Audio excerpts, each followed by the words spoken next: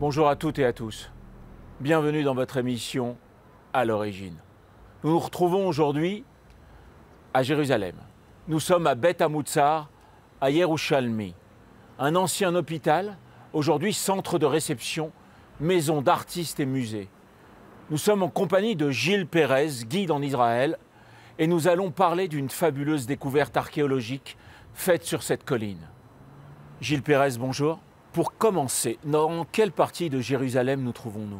Nous sommes sur la colline qui s'appelle la colline de Hinnom, mais qu'on aime appeler en général la colline du Tanakh. Mais la vallée de Hinnom, c'est la vallée qui est à nos pieds. Et cette vallée représente l'enfer. C'est un lieu qui était connu dans l'Antiquité, un lieu de sacrifice, un lieu de paganisme. Aujourd'hui, on va parler de cette fameuse découverte assez incroyable de ces rouleaux d'argent. Quand ont été découverts ces rouleaux? Dans les années 80, on a commencé à fouiller ici. Et au pied de l'église que nous voyons ici, juste en bas de cet hôpital pour malvoyants qui existait à l'époque britannique, le professeur Barkaï, Gabi Barkaï, organise des fouilles archéologiques. Oui. Au cours de ces fouilles, on trouve toute une série de sépultures datant du premier temple. À l'époque du premier temple, il y a 3000 ans, les Juifs enterraient de façon un peu différente de ce qu'elle est aujourd'hui et de ce qu'elle était au deuxième temple. Et pendant une de ces fouilles, une classe d'école qui était venue aider, un gosse qui était particulièrement turbulent, est parti et il a été fouillé tout seul. Il est ressorti avec 2 objets anciens. Et là, Barkaï et l'autre, son assistante, qui est aujourd'hui une grande professeure d'archéologie aux États-Unis, ont hurlé sur lui. Comment tu oses lever des objets archéologiques de ça?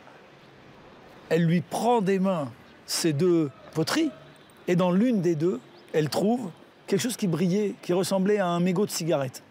Et donc, elle le regarde de plus près, et elle s'aperçoit que c'est quelque chose de métallique. Et évidemment, en archéologie, on fait extrêmement attention parce que des vestiges métalliques peuvent être fort intéressants. On ne peut pas les mesurer dans le temps parce qu'ils ne sont pas organiques. Et donc, il a fallu 3 ans pour ouvrir ces rouleaux, des experts à l'étranger qui ont trouvé le moyen de déplier ce rouleau. C'était tout simplement une feuille d'argent gravée, inscrite et enroulée. Incroyable. Incroyable. Et dessus, il y avait un texte. Ça rappelle un peu l'histoire de Qumran, presque. Ça rappelle l'histoire de Qumran, à part que là, on est au 8e ou 7e siècle avant Jésus. À Qumran, on est au 1er siècle avant Jésus. Ça veut dire qu'on est dans la plus ancienne... Ici a eu lieu la plus ancienne découverte d'un texte biblique dans l'histoire jusqu'à ce jour. Et quel est le texte qu'on trouve sur ces rouleaux? On ouvre ce texte et on s'aperçoit qu'on a en entier la bénédiction des prêtres. Birkat HaKohanim, la bénédiction que chaque parent fait à ses enfants le vendredi soir, la bénédiction que les prêtres, les Kohen, font dans les synagogues ou au temple pour bénir le peuple d'Israël. Et là, on a un lien qui se fait absolument incroyable entre une découverte que l'on peut dater et qui était écrite. On est au tout début de l'écriture, je vous rappelle, préhistoire c'est sans écriture, histoire c'est avec écriture. On est au tout début. Entre parenthèses, certains experts pensent qu'il s'agit du 9e siècle avant Jésus, mais enfin on est entre, il y a 2800 ans, 2700 ans, 2900 ans, et ni plus ni moins un texte biblique tel qu'il est mentionné dans le livre des Nombres, la bénédiction des prêtres sur le peuple d'Israël. Où on gardait ces prières dans les synagogues ou bien... Il n'y avait pas de synagogue. Il n'y avait pas de synagogue, mais semble-t-il, il s'agit de quelque chose qui ressemble à un talisman, comme certaines personnes portent un chai ou que quelqu'un portait sur lui. Et comme un pétec aujourd'hui une sorte, probablement, okay. Que quelqu'un qui a dû tomber à moins, et c'est possible, on ne le saura pas, puisqu'on est dans une sépulture, que cette chose-là a été enterrée avec le mort. Mais ce n'est pas de tradition juive de mettre des objets du mort, mais tout peut arriver. Et puis, la statistique, c'est une chose, et le cas individuel en est une autre. On sait aujourd'hui qu'il y a des copies de ce rouleau. Où se trouvent les originaux? Au musée d'Israël. Au musée d'Israël, et on peut les voir. Ne sont pas de grande taille, mais c'est d'une valeur absolument...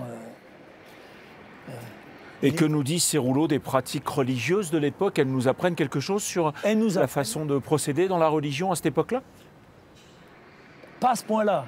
Mais enfin, on voit le statut du prêtre. La bénédiction que Dieu donne à Aaron, le frère de Moïse, pour bénir le peuple d'Israël. Et ça, c'est quand même en harmonie totale avec le texte biblique. Ces rouleaux sont encore plus anciens que les rouleaux qu'on a trouvés à la mer Morte. Donc. Ah ben oui, extrêmement plus anciens, bien sûr.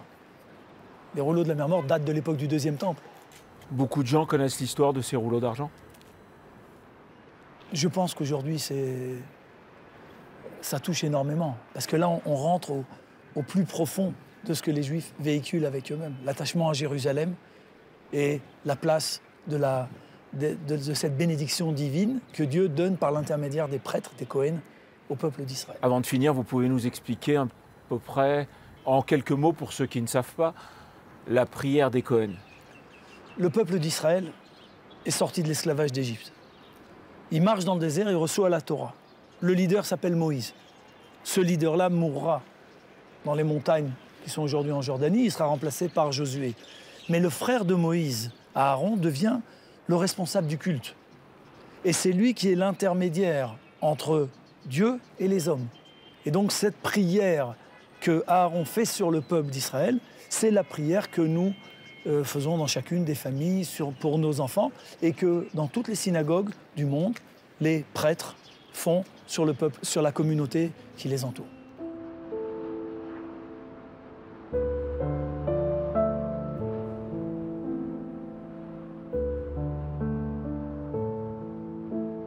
Nous sommes dans la partie qui va rester aux mains d'Israël de 1948 à 1967.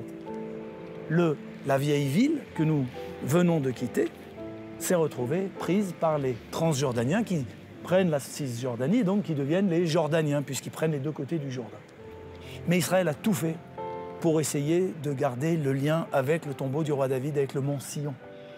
Et donc, on vient d'ouvrir, après 71 ans, cet endroit a été gardé secret, un tunnel qui avait été construit dans le plus grand secret pour permettre de relier les combattants qui tenaient le mont Sion pour pas qu'ils tombent aux mains des Jordaniens. Et ce tunnel, site d'une épopée terrible qui a duré quand même 19 ans,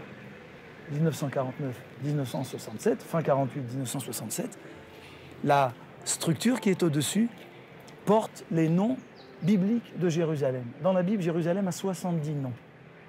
Et donc, l'artiste qui a voulu commémorer cette épopée extrêmement brave, extrêmement dure, où des gens s'infiltraient dans les lignes jordaniennes. Et je vous rappelle que c'était ici la légion jordanienne, ça veut dire l'élite britannique des armées arabes, dirigée par un Anglais, Gloub Pacha.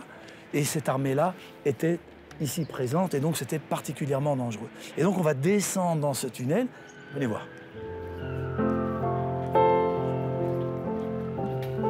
C'est extraordinaire. Là, vous voulez me dire qu'il y a, en fait, les 70 noms. Les 70 noms bibliques de Jérusalem. Heftziba, Nisgav, Ir Tehila, Yefenof. Comme dans la Bible, Dieu possède différents noms selon la fonction. Jérusalem aussi a des noms particuliers. Et vous voyez évidemment Yerushalayim, Moria. Regardez bien. C'est extraordinaire parce qu'en fait, rappelle le pourquoi de ce combat. Et par ces 70 noms rentre la lumière. Tout à fait. Et plus encore, n'oublions pas que ceci a lieu 3 à 4 ans après la destruction de la majeure partie de la communauté juive d'Europe et l'expulsion de presque 900 000 juifs des pays arabes. Ça veut dire qu'on sent ici le retour vers l'aspiration permanente, éternelle, qui était de revenir à Jérusalem.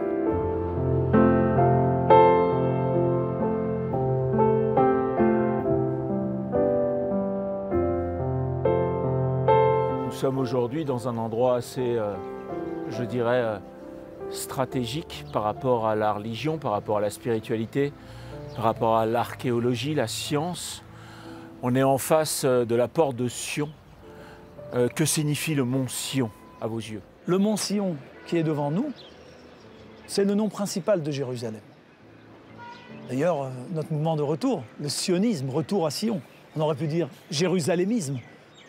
On a vu dans le tunnel qui a été fait dans le plus grand secret pour garder le mont Sion, les 70 noms de la ville que nous avons vus. Mais Sion, à elle-même, représente Jérusalem et représente le roi qui a fait Jérusalem capitale. C'est le roi David. jusqu'à David, le peuple d'Israël vivait dans une espèce de flou. David est né à Bethléem, il règne sur Hébron, mais ensuite il va unir les tribus et choisir un endroit qui est extérieur aux tribus, qui n'appartient pas au peuple d'Israël. Et c'est pour ça qu'il va conquérir au pied de Sion, il va conquérir cette ville qu'on appellera ville de David ou ville de Jérusalem, pour faire l'unanimité entre les 12 tribus qui chacune aurait voulu que la capitale soit chez elle. Et donc Jérusalem se trouve au nord de la Judée, au sud de Benjamin et d'Éphraïm. Et David est enterré sur la colline, peut-être pas exactement à l'endroit qu'on montre, il y a beaucoup d'hésitation au niveau archéologique, mais ce n'est pas très important, nous n'avons pas le culte de la tombe à ce point. Mais ce mont Sion représente la centralité de Jérusalem. D'ailleurs, le mont Sion, on le voit ici, mais le rempart que nous avons devant nous, le rempart de Suleiman, divise le mont Sion en deux. L'autre côté du mont Sion s'appelle le quartier juif. Et c'est lui qui voit et qui observe la colline du Temple, le mont Moria. Donc c'est un endroit important. Lors de la guerre d'indépendance, on n'a pas su, c'était pas simple de défendre cette terre.